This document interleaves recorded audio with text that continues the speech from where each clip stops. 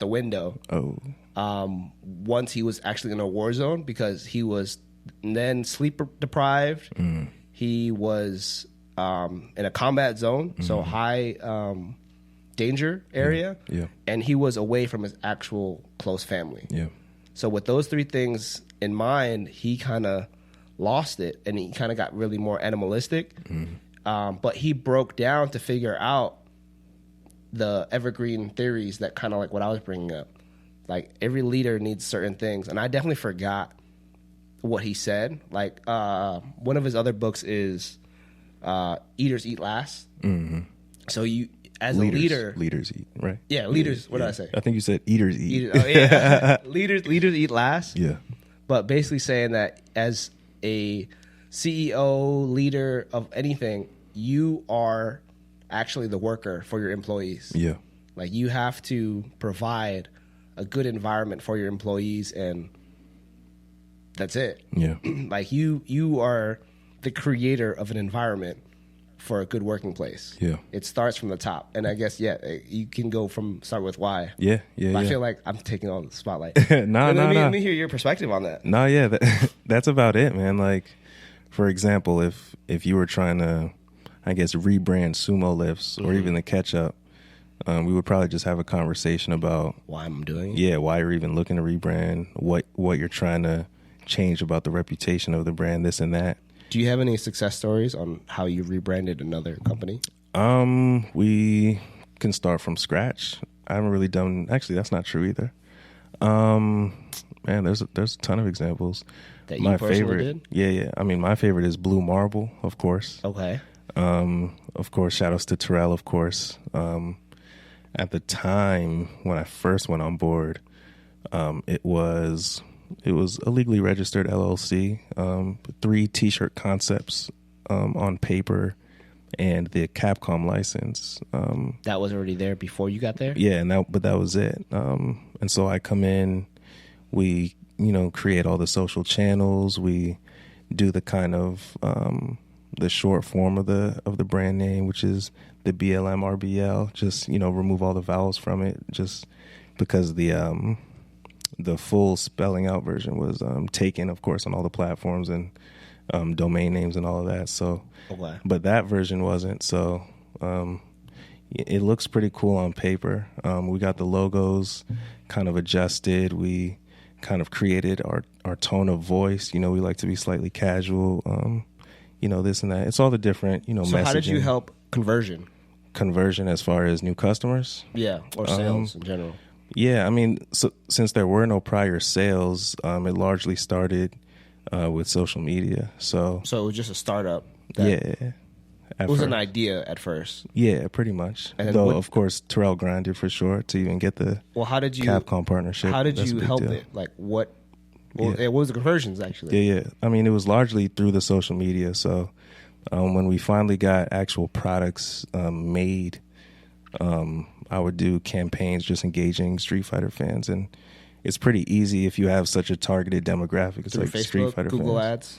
Ads, Facebook and Twitter. It was actually primarily on Twitter at first, just because back then I just liked Twitter the most. It's 2008. Yeah, actually 2015. 2015. Yeah, 2008 was when Twitter was the most. Yeah, but it was actually, I guess one of the things that made it easy is we got to partner directly with Capcom on that stuff. So I would write the copy for the social media. So do they get a cut per sale or what? It depends on the arrangement.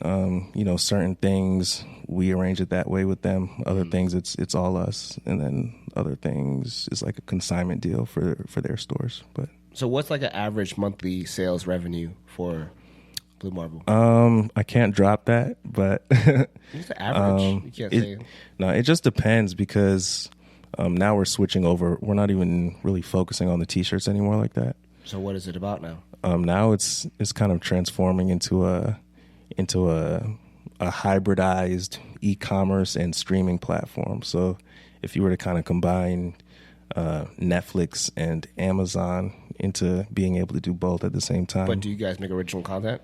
Nah, no original content yet. So then what are you streaming? So it would be streaming the content for the properties, or rather selling the merchandise for the properties. So, for example, let's say Naruto, right? So you're a middleman, basically. Well, not really. Like, for instance, if you look at Netflix, they'll have all the different series available for streaming, but they don't really offer any of the merchandise. Yeah, so. they are a middleman too. Well, how so? Because they don't. Well, now they create original content, and they're just providing a service. Like, I think all service companies are middlemen. Okay. Because you can get the content, you can do anything by yourself, but with a service, like, I could figure out how to massage myself. Yeah. People go pay big money to go see a spa, get their nails done. I wouldn't call that a middleman, though, would you? I would definitely call that a middleman. Okay. Yeah, because it's something that you can do yourself, but you pay someone else to do it for you. Okay. And if you think about anything digital, e-commerce, Yeah. people get followings to sell merch or products from another thing that's going on. Like, if you think about e-commerce in the way of building a following on Instagram, say dogs. Say you have a pet. You have two pets. Yeah. 2 dogs. You build a large following just because people like watching animal videos. Yeah. Then you start selling merch, like T-shirts, pillows, whatever, of those dogs. Yeah. Like, you are, to me, I think you're a middleman because you're selling dogs or the love of dogs. Okay. And it's the same thing when I think about, like, if you don't create original content or anything that's original, Sure. then you are just selling something, selling an idea. Yeah. Or selling a brand. I mean, it's licensing. I mean, yeah, it definitely is licensing. Yeah. Yeah. So I always think when it comes to that kind of stuff, if you have to, you're paying a cut to sell something else. Yeah. Yeah. Yeah. Or you're just building a following in order to sell a certain amount. Yeah. Yeah. I guess the vision behind the transition at Blue Marble is more so, because, I mean, we can sell Street Fighter T-shirts all day. That's no problem. But I guess to be something bigger and more impactful, it's like, what doesn't exist out there that's so obvious? And that's, I guess, the streaming platform that also has the merchandise available right there. That's, it's kind of like weird to even think about because it's so simple, but it's not really out there. But you're trying to build a community. Yeah. Yeah. Yeah. Of what? Of, I guess, multimedia, pop culture enthusiasts. So it's like, I definitely forgot all the anime stuff. But there's like an anime website where you kind of watch anime, right? Sure. Yeah. Yeah. Crunchyroll. There you go. Yeah. Yeah. Yeah. So imagine if Crunchyroll created merch. Yeah. Or, I mean, they're already streaming. Yeah. Yeah. Exactly. They basically already run your business. Yeah. Well, it's kind of silly to not leverage all of that traffic by offering high quality merchandise. It's like so obvious, you know? So that's kind of, I guess, the difference maker. That you're selling merch off of people's love of anime.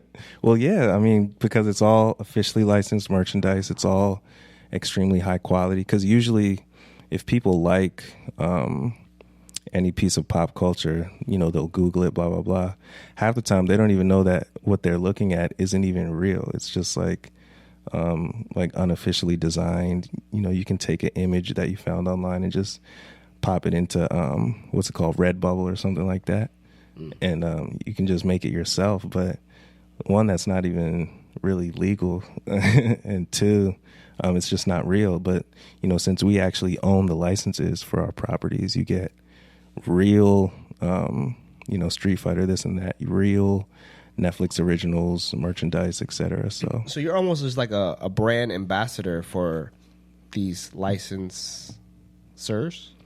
Yeah, I mean, it's just a licensee, man, because the merch that they make is usually so simple and low quality. It's usually just, if you go to like Target or something, you'll see. So wait. So you create designs, and basically you become a licensed product. Yeah. Oh, yeah, okay. Yeah. So technically, you kind of are. Well, yeah. I mean, original content. Yeah, because the products, we're making the products. Yeah. We're designing them ourselves. How do you guys design it then? That's usually Terrell. I mean, he's the creative director for sure. Okay. Yeah. So he works with a lot of excellent artists and illustrators and designers for the tees. And then you kind of just drop ship? Or do you have a personal, what's it called? Situation? Sweatshop. Yeah, no, we have a whole situation. Okay. Yeah, it's cool. We'll see what happens. All right. Yeah. But I'm just a marketer. That's all. So what do you do besides running ads for them as a marketer? I mean, for the meantime, we're kind of pausing on the public facing side of things. So, we're just working on the back end and building our new product, which we're excited about. So, but I'm not marketing anything right now at the moment. But once we're back, we'll be back hard. That's for sure. I see. Yeah. Cool. TED.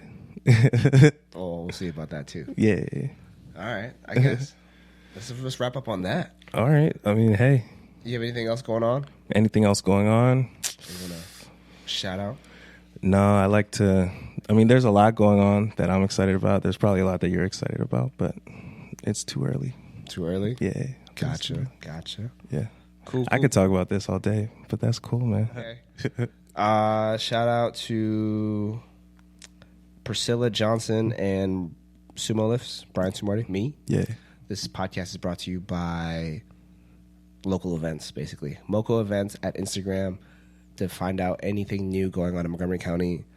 And, appreciate your time. Yeah, man. Goodbye. Cool. Bow. Gang, gang. Skirt.